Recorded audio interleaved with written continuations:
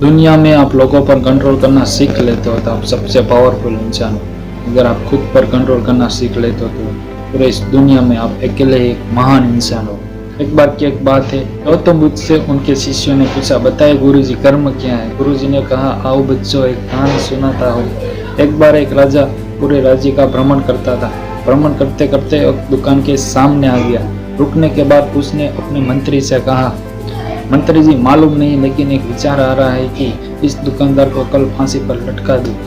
मंत्री उसे पूछ लेता, क्या वजह है। राजा जी वहां से आगे निकल गए। मंत्री से अब रहा नहीं गया। उसने आम आदमी के भेष में भैंस बदल कर वो दुकान में पहुंचा और जाकर देखता है वो जो दुकानदार था वो चंदन की एक लकड़ी बेचता था। मंत्री ने कहा, काम धंधा कैसा चल रहा है। दुकानदार ने कहा, बहुत बुरा हाल है, क्या बताऊं मैं आपको। लोग आते हैं, ये चंदन की लकड़ी को सुनते हैं, वाह वाह करते हैं, तारीफें करते हैं, लेकिन लकड़ी खरीदते नहीं है।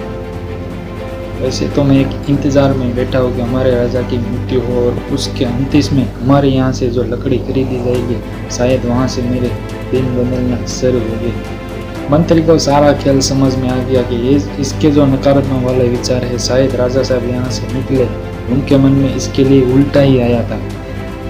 मंत्री बहुत बुद्धिमान था। उसने एक विचार सोचा। उसने कहा कि क्या मैं तुम्हारी लकड़ी खरीद सकता हूँ। दुकानदार ने कहा, क्यों नहीं, चलो कोई तो है मेरी लकड़ी को खरीदना चाहता है। दुकानदार ने चंदन की लकड़ी को अच्छे से बांधकर उस दुकानदार को दे दिया। अगले दिन फिर वह मंत्री दरबार में पहुंचा।